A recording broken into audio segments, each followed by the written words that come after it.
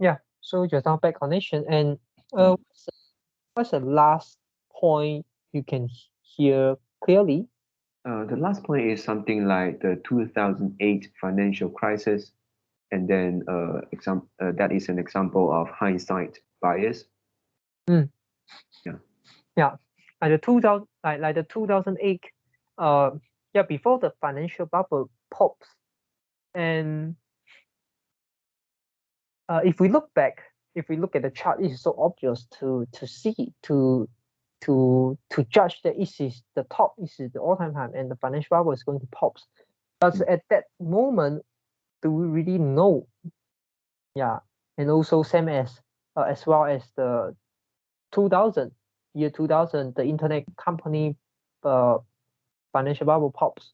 Yeah, Yeah. and yeah, so with the hindsight bias, we may think that it is so easy to detect the bottoms, and we just need to buy it here and sell it there, Mm.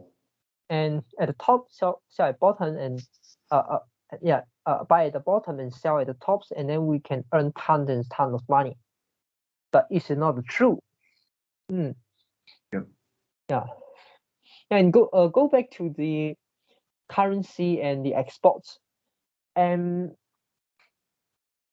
uh in 2014, I think I didn't uh wrongly mem remember the year, but Mm. I think it should be the 2014. Okay. If not 2014, it should be 2015. Mm. And at that time, I still investing in Malaysian stock market, and there's a big event at that time, which is our currency, Malaysian currency dropped dramatically, really, really a lot. Mm.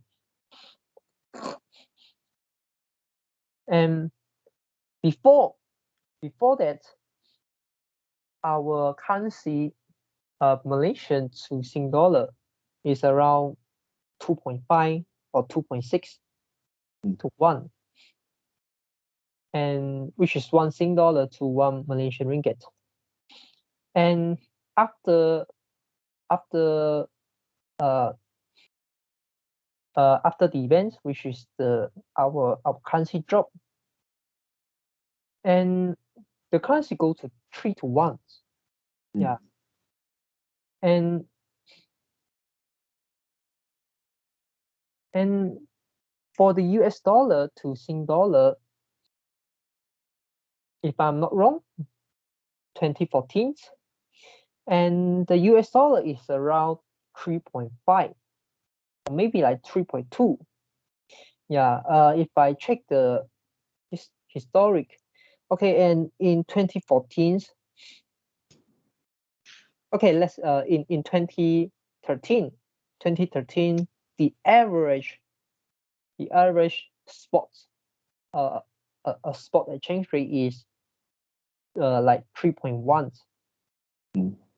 to 1, which is 1 USD 3.1 to uh can exchange 3.1 Malaysian ringgit. And then in 2014 it start to increase, and the average is around 3.2. And but if you look at in 2015, the average is around 3.7. Yeah, and in 2016, yeah, and then it is around 4.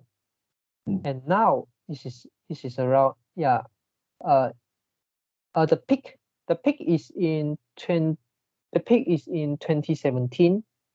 Yeah, the beginning of the 2017 is around 4.48, yeah, 4.5, and now drop back is around 4.2. Yeah, but you can see our currency actually depreciate quite a lot since 2014. Mm. And at that time, I still the uh yeah, maybe I still studying in college, and I start investing already, and I learns the economic theory, which is when your currency value drop, and then this is good for the export industry, which they can sell cheaper price because maybe the price is denominated in USD, denominated in foreign currency. So they have the advantage, they can sell cheaper product. And yeah, it's true. And start from 2014, the export industry booming, boom. And they earn tons and tons of money, and their stock price increased a lot, especially like the furniture export company. Yeah. And yeah, it's a hindsight effect. It's a hindsight bias. Before that, I just thought, I know this, and I know the theory, but I didn't thought that, but I didn't think the effect is so huge. And then after some time, when it is so obvious, then I look back, wow, this company earns ton and ton of money, and their stock price rise so much. It is so obvious. Yeah. But because I have came across the whole process, I have experienced the period, so I know that. Yeah, why I asked the question why I didn't see it, why it is not that obvious, and make it to take the action to buy the export industry company. Why I didn't do that? Yeah, and also another example, which is I remember when the AirAsia, the stock price dropped to the lowest, which is 0.7. Okay, I'm not sure whether the Asia, the stock price is below that. Maybe it's below that. Yeah, it's much below that. I remember there's a time when the Asia, the stock price dropped below $1, and and actually it's a good buying point. Yeah, because we know that Asia is an essential industry.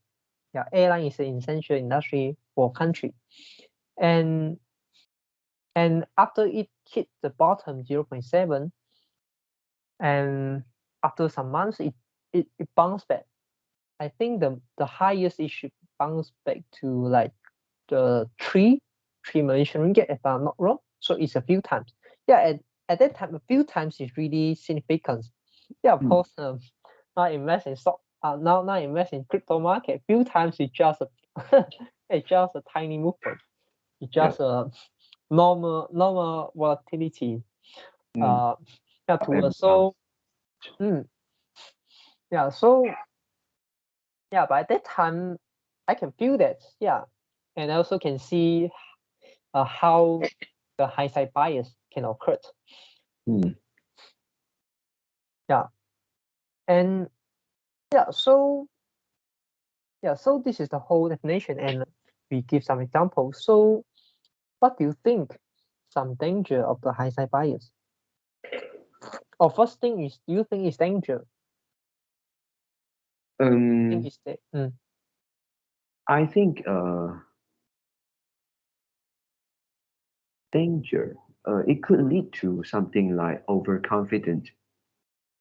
For example, if you think something is going to happen and it happened, you assign higher probability to that. So maybe you think, actually my expectation is quite correct. Accurate. Yeah. And next time, or maybe not the same event, but you give yourself a higher expectation. You think you are so smart, and then you try to guess the market movement, but you fail to do that, right? Yep. And beside of the financial markets, how can it hurt you, or how can it hurt us? It's also the same overconfidence for making decisions, which you think you are so right, you are so smart, and yeah, I think in other bigger things, it will hurt us. For smaller things like just now my example, rain or not, that is not gonna hurt much, right? That is Mm. no big deal. But for other bigger things like maybe you want to start up a business, you want to buy a house, that is also investment. Um, uh, Other things also, I think, yeah, could also make you feel overconfident. For example, I give Let's say um, uh, driving. diet. Yeah, diet could also. Yeah, Yeah. for example, you think you try one foods and then you feel, oh, I feel so good. So yeah, I can judge what I can eat, what I cannot. So yeah, maybe or maybe from one book, it says this is good, and then you follow the book whole fully, Mm. and then everything. Yeah. Yeah. But is this the hindsight bias, or is it just like the confirmation bias,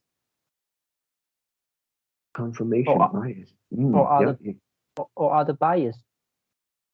Yeah, because the hindsight bias, you need to see the outcome. Mm, Mm. And confirmation bias is like you see the statistic, and then maybe you already believe in the particular diet, and then you and then you go for it, and then maybe the placebo effect or some other effect mm, make you make you think you are right, and also you keep searching, and then also you keep searching the same type of information. You didn't search the opposite of the information, and then mm, you think healthy body should be like this. For example, healthy body, your digestion system should make sound, your stomach should make sound, you should feel hungry uh uh every 3 to 4 hours, because that means your body function well, your body turns the foods into the nutritions, maybe. mm. Yeah, or it could be others. Yeah. Mm. Yeah. And you mentioned confirmation bias. I'm wondering whether these two types of bias can happen at the same time. Yes, I think yes, and they can reinforce themselves. Mm. Because uh confirmation bias and also the hindsight bias both lead to the overconfidence, right? Mm, yeah. Mm. Yeah. So mm, yeah, and so do you have any like personal experience which you think is really critical uh to you, or maybe it's just like the a decision. It could be the financial decision, or it could be other decision, maybe choosing a career, choosing a job, or other thing, or relationship that you think you affected by the hindsight bias, then you actually can do better decision. Yeah, I think for this one, hindsight bias, uh, if we don't reflect and then really sit down, reflect, find out the reason, maybe we won't even realize we have hindsight bias. I think it's same as the confirmation bias. If you don't have the awareness, if you don't Mm, sit down and reflect, yeah, if you don't seek the opposite of the yeah, information, you also you uh can go really could further in that mm, direction. yeah. Mm, yep. And actually, to me, I feel like yeah, I didn't have some experience, which I think that is because of hindsight bias and affect me. Yeah, it actually reflect that I didn't really do much reflection Mm, about what I have done on the bigger issues like choosing college, work, career, or maybe relationship. mm, Mm, yeah. So so by having the big concept, the why is it dangerous? Just now you make one point already, right? Which is it can like make you do the wrong decisions. But SWOT is a big concept. Yeah, of course, all of the bias will make you do the wrong decision. But what is the specific danger for this hindsight bias? Yeah, could it be the things that I mentioned just now? We could never know. We could never be aware of these bias. It could apply on every of the cognitive bias, including, for example, placebo effect, nocebo effect, endorsement effect, the paradox of choice that we encountered before. It could be like the mere exposure effect they also encountered before. It could be like the confirmation bias. It could be everything. It even can be a more philosophy idea, like the just do it or be yourself. Yeah, if you have never think about it, you can never aware it because this is just an unknown. So I think this is not the danger specific to this hindsight bias. Yep. How about let me try one more, which is even we do reflection, maybe we couldn't identify the hindsight bias because our brain already tricked ourselves. We already we couldn't like find out the probability which is we assigned in the past if we didn't write down. Yes. Yeah, if you didn't write down, I think writing down is a very important piece of the point. Yeah, but for your first half point, I think this is also applying for many things, and it's just a rationalization. And even though for confirmation bias, how can you know when you are searching the kind of bias is because you're already convinced by me or convinced by the Petersons or other YouTuber that's a kind of diet is good for your body. Yep. And then you keep searching the information to convince you more to try the diet. How can you know whether it's the objectivity to play the games, whether you are really seeking the truth, or whether it's just the reinforcements of the confirmation bias? Yeah, and also about the rationalization. For example, when you are in a relationship for a long time, you may think, okay, I don't want to get out of this relationship, even though maybe the relationship have problems, have some weakness, and you actually should quit the relationship. But you didn't, and you convince yourself, yeah, this relationship is not easy to get. And what if I break the relationship and I couldn't get the same ones, and I may regret. Yeah, if the next relationship is worse than that. Yeah, how can I? For example, for example, I think one of the example you make in this morning or is our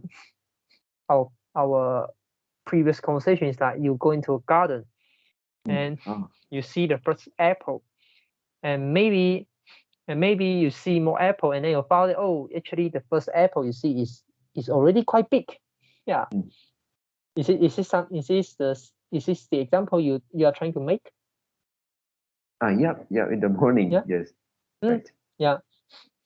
So you may it could be turned the other way around. You see the first apple and you think and you keep the first apple, and then you are reluctant to search for other apples because you think, what if I just waste my time to searching some other apple, and actually the first one is just the best one.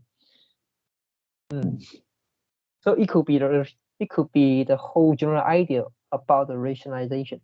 I mean, for your first half point. Yeah, we can never know, and but we can try to improve ourselves to reduce the cognitive bias, so we can make a better decision.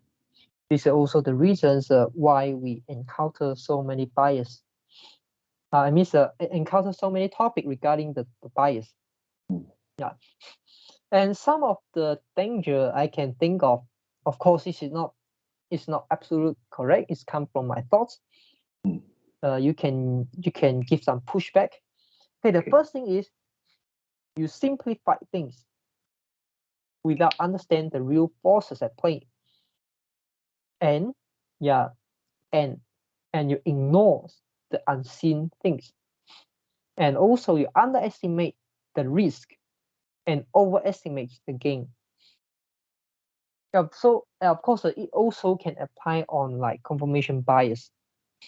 But confirmation bias is not just simply it's not, I mean, the confirmation bias is less about simplify things. Maybe you complicate the things more because you try to make yourself believe in that thing, and you keep dig the detail and try to dig more information and make yourself really truly have the conviction. Yep. So I think this is the distinction between the confirmation bias and the hindsight bias. And yeah, without understanding the real forces at play, what does it mean? Because you see the outcome for hindsight bias, you see the outcome, and then you just get your judgment. You give your judgment. You have your judgment after the outcome, after you know the outcome of the events, so that you are not really put yourself in the situations like at this current moment to really think hard whether the market is going to crash or the market is maybe going to sideways, maybe the market is going to go up again.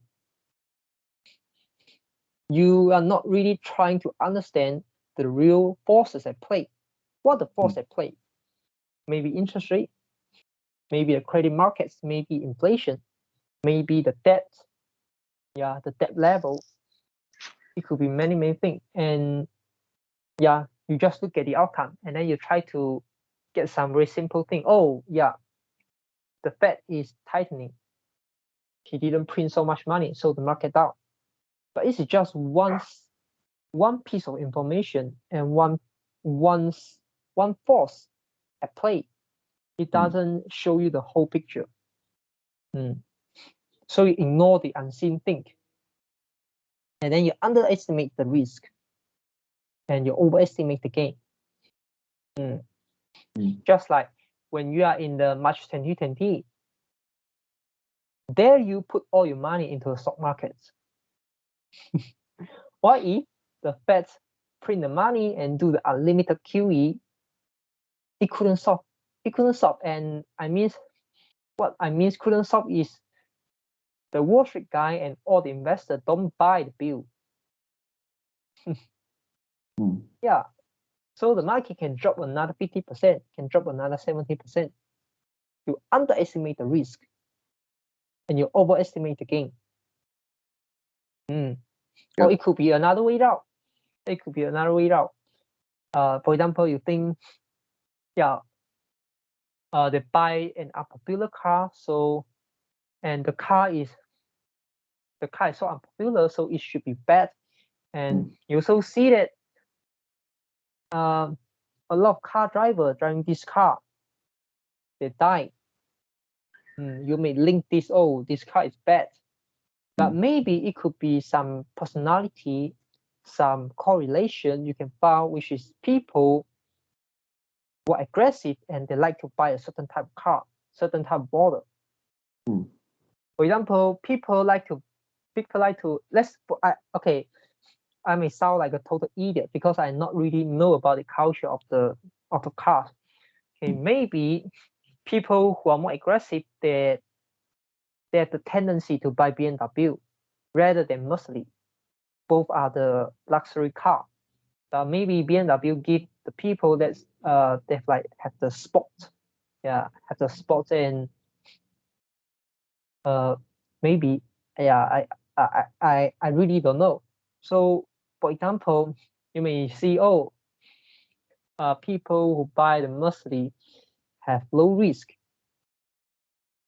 of have low mortality than the people who buy the BMW in terms of car accident. But it could be just because of the personality, the people who choose a car. This is not the car itself, right? Yeah, it's no it's no regards to the car's quality. And the second, I think it is the tendency of using the past data. The second danger. It's a tendency of using the past data, historical data, to guide future decision. Of course, it's not all bad. And we have discussed something like that. Using the result-based judgment is also could good for you, but absolutely not all the case. So you have the tendency of using the past data to guide your future decision, and it is so bad, it's so dangerous if you don't understand the real forces at play. If you understand the real forces at play, if you really understand things, and you may try to use the past data and try to think why this should be the same case. It's not different. For example, why the Fed print unlimited QE in March 2020 will be the same effect as they print money. They do the QE to try to recover from the GFS, global financial crisis, in 2008. Why this is not different? So you can use you can use historical data to guide the future decision, but you also need to understand which is the more important thing, and it could be the most important thing. You should understand the real forces at play. Truly understand the thing. And so if you just look at the outcome and then you don't know whether your judgment is right or wrong, but you overconfidence because of the hindsight bias, you are more likely, you probably would make wrong decision and make you in trouble. And also people have the tendency to use past data to guide the future decision, and it reinforces the tendency, and so that means you make wrong decision. You kind of like amplify the hindsight bias, amplify the consequences and also the likelihood of making wrong decisions. So one example, the Elon Musk give in the recent earning meeting call, which is like the every quarter, and when they release their financial result, financial reports, earning reports, they will have the meeting call. They will have the earning call, and everyone can join. Like the analysts can ask questions. So it's kind of like similar to the annual meeting. But it is held online, and now most of company also held online. And so for this earning call, although I didn't watch, I also didn't listen to full earning call. I just watched some YouTube, and the YouTuber just cut some clips, cut the clips, and then I found that it could be related to the hindsight bias. And one of the analysts asked Elon Musk, how do you project how much car you estimate you will sell in 2022? or in 2023. Mm. Yeah. How do you think it's going to how do you think the percentage change? Let's say like from 2020 to 2021, maybe the growth rate is kind of like the more than I forget it. Maybe it's around 60% or 70%, if not wrong. Yeah. And oh no, I think it should be around 50% only. But the year before that, which is 2019 to 2020, it is around 60 to 70%. Okay. Yeah. And from the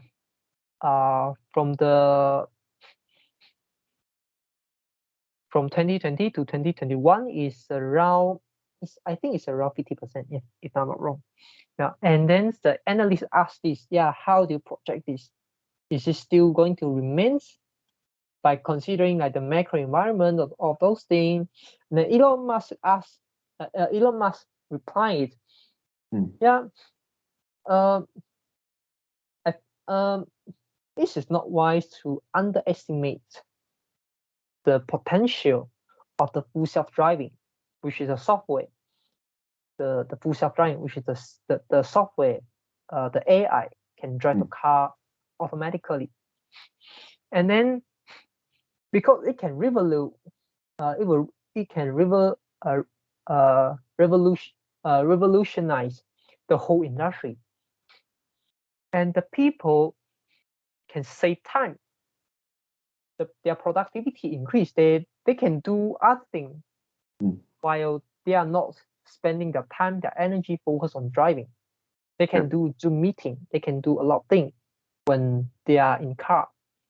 Yeah, the AI drive a car, and then they can do like entertainment, all those things. They also can work. Yeah, and also the car. It also can increase the utility of the car. When we are not driving the car can join the robotaxi network, and then it can help you to earn money. Yeah, and it also could be some other thing. Okay.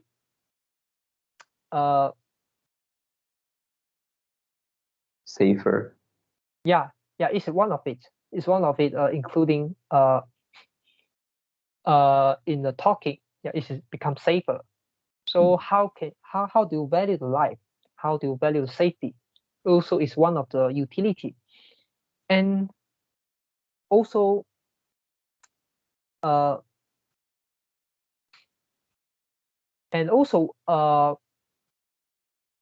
one of the point that Elon Musk made, the car price is really not a problem, because you see, if the utility goes up by a factor of 5, which is now you can save more time, you increase your productivity, you can do more things, and you can even earn money and more higher safety level, and the utility increase. And when people can economize their time when they are not driving, so they actually can economize the time that previously they need to spend on the driving, now they can spend on the work. Yep. And you can think like the utility increased by time. It's exactly same as the price down from 100% to 20%. Yeah. Yep. Yeah, and so Elon Musk say that the implication is you don't need to worry about the demands of the car if the full self-driving is going to work, and it's going to work. Yeah. And our car demands will just increasing, and what make the constraint is our production line, is our supply, whether our supply can keep the demand. If our supply can keep, if our supply, as more we can produce, as more we can sell, it's just the constraint. Yeah. If you consider the benefit, the potential of the full self-driving, yeah, people will rush and buy the Tesla car because of the benefit, because of the utility per price, or yeah. Yeah. So that if you look at the past history, which is like 2019 to 2020, with the analyst the point, you are kind of like driving the car by looking at the real a rear mirror, which is the mirror that look at the sense past. behind. Yeah. And then you are not driving the car by looking at the front mirror, which is more important. Instead, you're looking at the rear mirror. Yeah. Is anybody just looking at the rear mirror to drive their car? No, they are going to crash. So when doing something like this, and it is so profound, will have the profound effect. It means the full self-driving software. You cannot just look at the rear mirror, just look at the historical data to try to project into the futures. Yeah, you need to look at the potential. You really need to understand what is the real forces at play. Yeah, so I think this is a well suited to the point, using past data to guide the future decision. Of course, it's not bad at all. In all scenario, it's not bad, but it could be very, very dangerous in some circumstances. Yeah. And then the next thing, the danger I can think of is you give yourself the sense that you have fully understood the things. Well, it's not. Yeah. So actually, all of these points kind of like keep emphasizing the importance of understanding. We should also implicitly indicated how understanding is so important when we're dealing with all kind of bias, all kind of cognitive bias, and also like the rationalization, including the confirmation bias and also the hindsight bias. We really need to understand. And also, next thing is not seeking for truth. Yeah, you are not seeking for truth because you are kind of like being triggered by your brain, and also you are not conscious about it. And the last thing is waste of time on rationalizing things, and no real implication for action and responses. And the judgment you came out from the hindsight bias is not good, and also it could be bad for decision making, and there's no implication for action and responses from the piece of information, from the judgment you think you are right.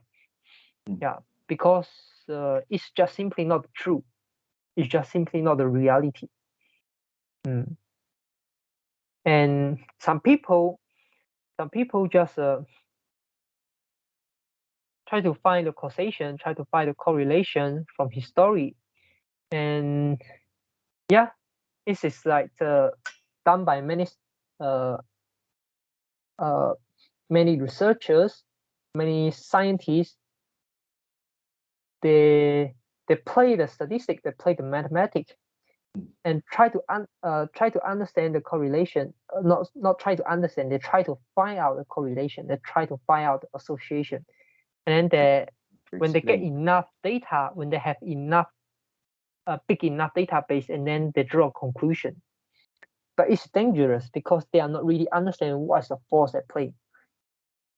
They just think that, yeah, when I have this big, when I have like a gigantic database sample size, is it enough to conclude? Is enough to conclude one thing will cause another thing. Yeah. Yeah, so it's kind of like they are wasting their time on rationalizing things, and they are wasting their time focus on grouping the data without really understand what's the real forces at play. Yeah. So this is all the danger I can think of for hindsight bias. Yep. So do you have any pushback? Okay, because it seems like you said, many of the points, many of the dangers, it is because it is related to understanding, and understanding is very important. So, yeah, let's say if we haven't find the real truth, then isn't that yeah, the relying on the past data is seems like the uh, seems like a good choice, right? The first thing is the first question, how can you know it's a real truth? And the second is you are thinking like zero and ones.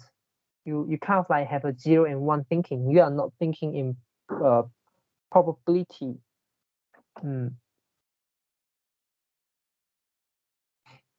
Yeah. Okay. So Mm, for the first question, so what's the real truth? How can we know the real truth? um, yeah, sometimes it is just obvious that maybe they don't know the reason why this will happen, but they can rely on the data that whenever this happened and that happened, but they couldn't really find out what caused that. Yeah.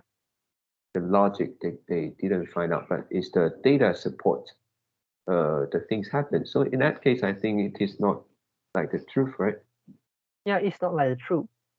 Yeah, but other than that, what can we do? Because yeah, of course, we shouldn't like stop seeking the truth, stop seeking what is the real reason. Yeah. Yeah, but it seems like it is a good choice also if we haven't find out a better solution. Yeah. But sometimes it can make a wrong things. It can do a wrong things. Uh, for example, give you one example. Let's say Chinese medicines, traditional Chinese medicine, Yep. and we have a lot of methods. We have like using like the needle, and yeah, a lot of people, including me, think it has some effectiveness. But how do you really sure that it has the effectiveness? And you are willing to try if your health issue is really serious enough. Yep. But if this is not effective, wouldn't you just spend your time and then waste your time without finding the real solution? And you are delaying, and then you delay to get the cure, and then your health issue become more serious. And there are many data can support that traditional Chinese medicine is good for your uh, can cure your illness, right? And I also Yep. have I also have experience. And also but couldn't it just be the survival bias? What if That's traditional Chinese medicine not work for me? Yeah, will I do that? And a specific methods may suit for a group of individuals, but it may not suit for me.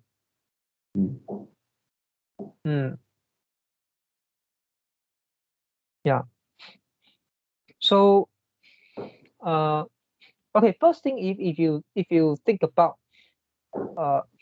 like the using the data to guide your decision, one thing you really need to know, which is the nature of the science. Yeah, the what is it called? The the epistemology, which is the knowledge, the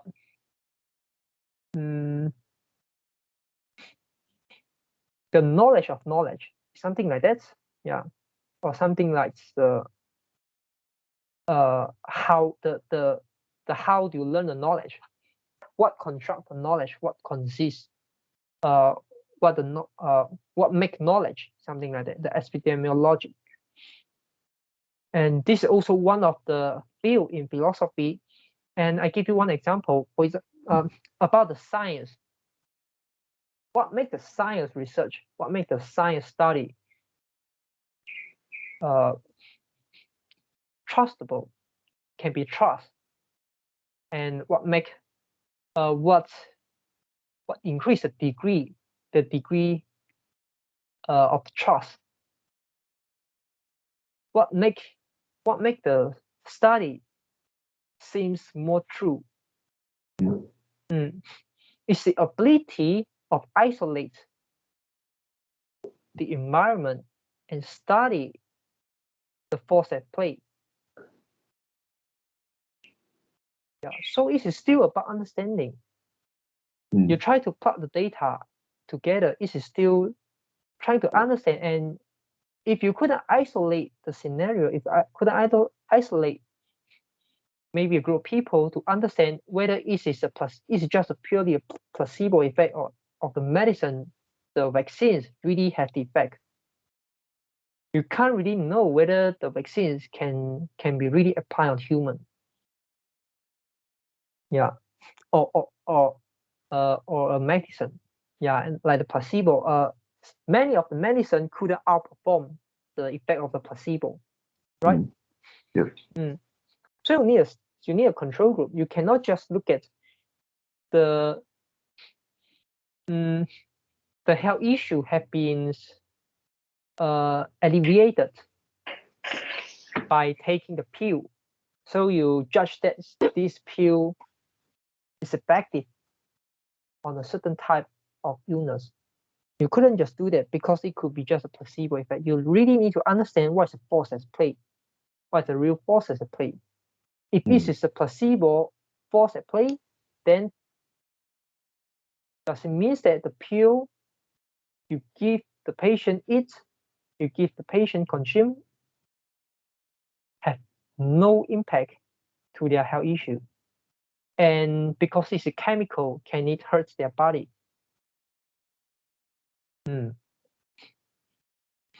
Yeah, and how about the diet? This is so difficult to isolate. How about exercise? It's more easier. It's more easier to isolate. Maybe a few decades ago, scientists didn't find the profound impact of exercise on the telomere, because at that time we don't know the telomere. We don't know how our brain works really. We don't know how the exercise affects the level of the serotonin and also improve our cognitive ability, improve our connection, like strengthens our prefrontal cortex, or do other things. Yeah, or maybe improve our toughness. Physical toughness can reinforce, can contribute the mental toughness, can make you do more better things. Yeah, determines on the good things, and doing the right things. Yeah, be determined, and then also willing to take risk, and it's not fear about the obstacle, willing to take challenge. Yeah, and being more socialized. And yeah, of course, all these things, they have the second order consequences, they have the third order and subsequent orders consequences. Maybe you just start doing exercise, and then it improve the cognitions, and then because the improvement of the cognition, you learn more things, and then when you learn more things, and then do more correct decision. Yeah, maybe do more correct decision, or just simply earn more money. And when you earn more money, and you are more likely to involve yourself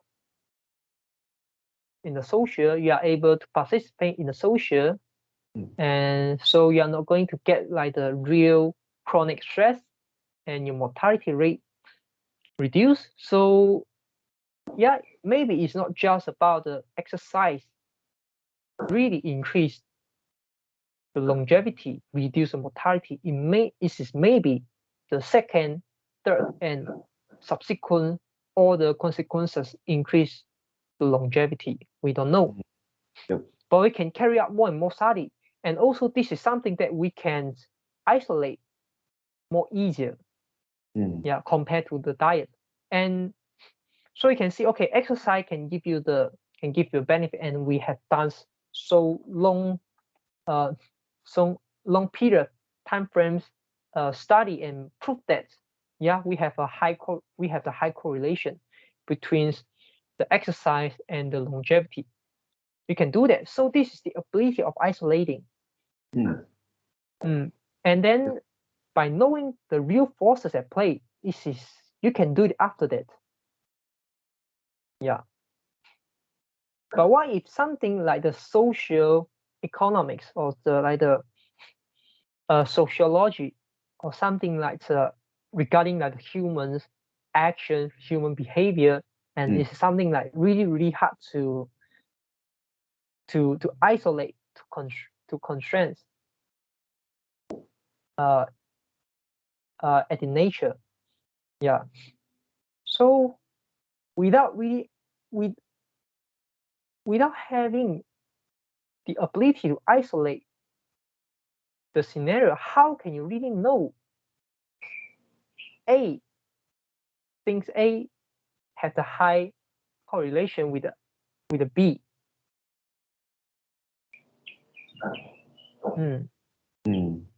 Yeah. Yeah.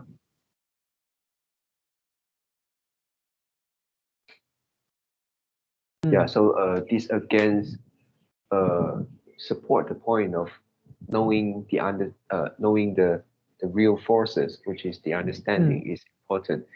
And something in the past may not be the same in the current, right? So yeah, the real forces. Yeah. Yep. And then also one of the danger you mentioned, I think it's the first one, simplifying thing. Yeah, for this one also the same, right? We try to like assign the things that maybe happened in the past, and then to the things that in the current. But maybe we didn't like take a full analysis, and then take into account many factors currently what we have. And then I think it's also like the analysis is not considering the all the things. Yep. And also simplify thing is not the absolute bad thing, right? Because our brain, this is the nature of our brain, and our brain, like system 1 and system 2. System 1 always do the shortcuts, and our subconscious always doing the shortcuts. Yeah. And we try to simplify things. And even though we know concept, for example, why you need to do investment, we don't need to go through the analysis again and again and again every time we carry out the investment. Maybe we just need to point out inflation, and then it capture our mind. We kind of like simplify, because of inflation we need to do investment. Yeah, of course, we are many if you want to go through the full detail analysis, inflation is not just one of the reasons, but we kind of like simplify things. Or you say compound interest, yeah, so you have to do investments. But does it mean that you really have to do investment just because of compound interest? Try to imagine you have 1 trillion. You don't need to worry about the remaining life, because you have almost infinite wealth. Do you still need to care about the compound interest if you have 1 trillion? You don't need. So why you still need to do investment? What's the point? No point. Yeah, but we kind of like use an idea, use a concept to simplify things. Yeah, but when it comes to decision making, we really need to go through the full analysis, and also we need to review it quite often. Yeah. Yeah. So I go to the second part of our topic. I think we both of us agree journaling is one of the way, and it could be one of the best way, or it merely the best way to deal with the hindsight effect. Do you agree? Oh yes, I agree, because our brain trick ourselves. Yeah, I also agree. We really need the records, so that we really need to keep a book, keep a ledger, and we can review back and see what we really think, what we really thought a few months ago. Yeah. To you, is there any other way to like overcome or deal with the hindsight bias?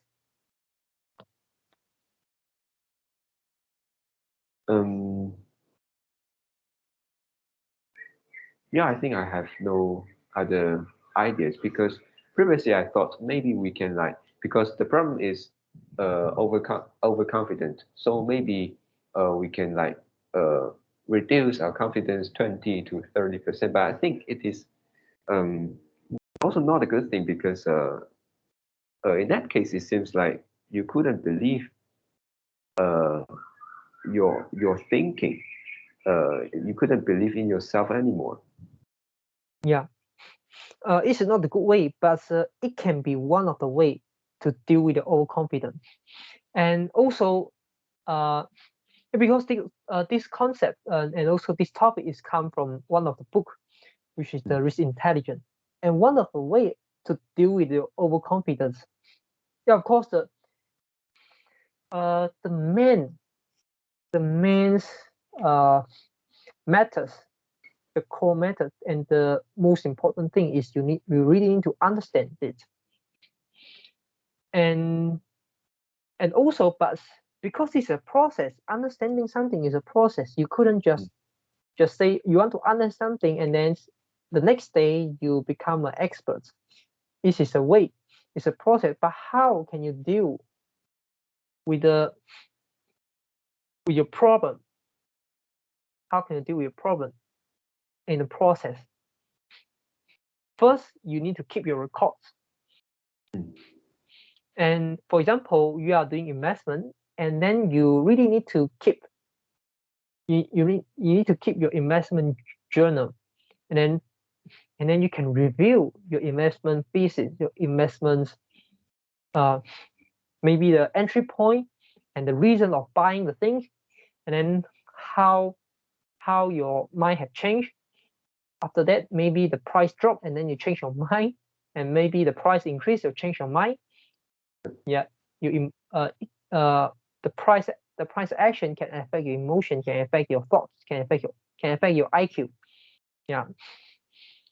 So that if you keep the journal, and if you also keep your records when you lose money, when you earn money, and you can find that, okay, sometimes I lose money, sometimes I earn money. What is a common situation when I lose money? So maybe I overconfidence on a specific thing. So next time when the same situation happens, I can get an adjusted confidence. Maybe I cut confidence level 20%, or I do the position sizing. I just don't all in. Maybe initially I decided to put, let's say, $1,000, maybe top up, or maybe like invest in the industry. And now I just put 800.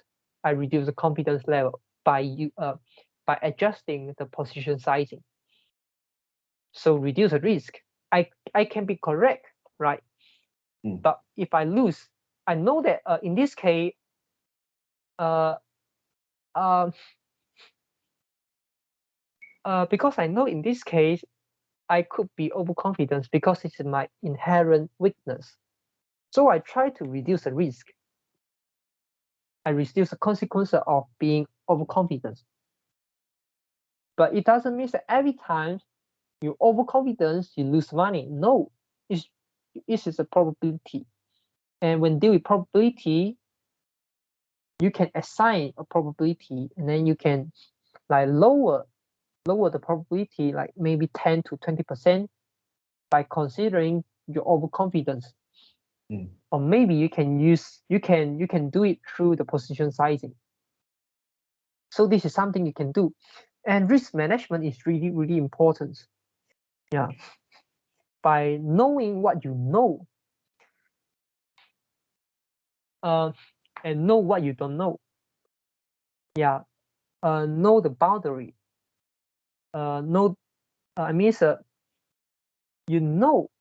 try to imagine like you are at the middle of the circle. You are in the center of the circle.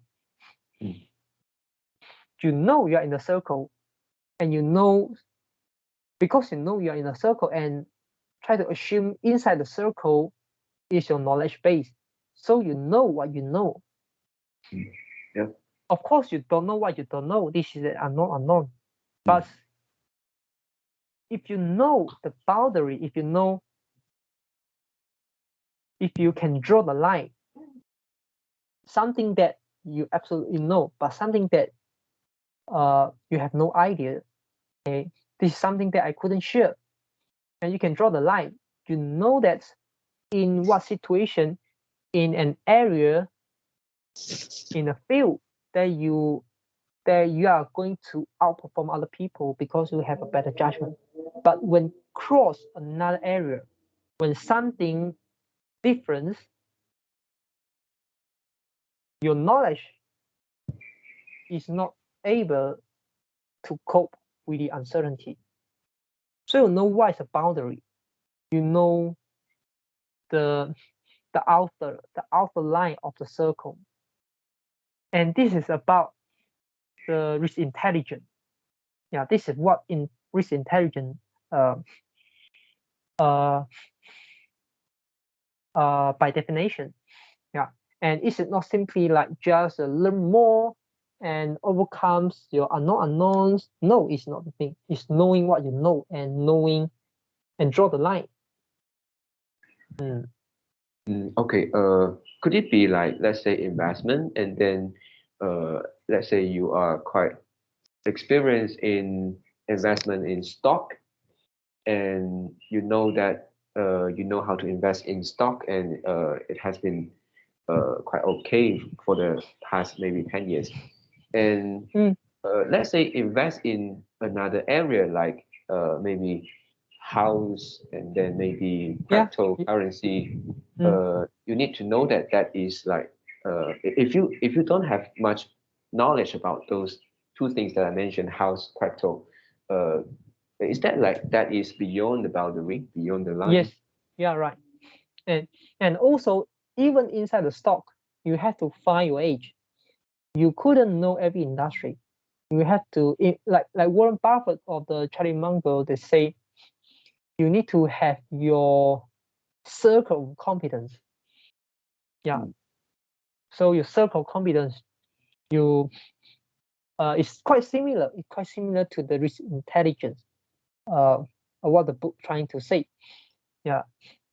And also like a good trader, they don't really know how to see the pattern, how to see the chart. They know the pattern have some probability. They can go one direction, but they can be wrong. And the patterns, it could be just 50%. Yeah. And 50% maybe is their best case scenario. They just need to spot some chart have 50% can go up, can go down. By ignoring some chart patterns that totally have no idea and have maybe less than 50%, they can go the direction they want they go. and then how they adjust it, how they turn 50% just 50% into a consistency long-term business. Yeah, profitable business. Trading is also business. They use the risk management. They adjust their position sizing. They do the cut loss. They do the cut loss. Yeah, and they control their emotion. They try to be rational. Yeah, of course, they also can consider about the macroeconomics. They also can use the experience to maybe some of the patterns is not suitable for them because of the inherent weakness. They are not do well when doing the mean what's it called, mean reversions. Okay, they are doing more well. They are doing better when they are doing like the what's it called, the I forget the proper terms, but it is like the cross up or something like the something like the broke resistance. Yeah. So you have like in category you have two ways.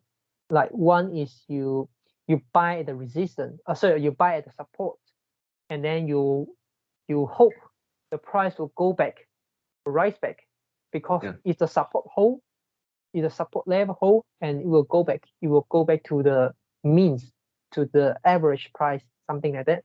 And another way is you hope when the price crosses a resistance, and it will just going up because it crossed a resistance.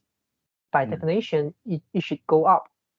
No more resistance at that level, no more selling pressure at that level, so the stock price will keep going up.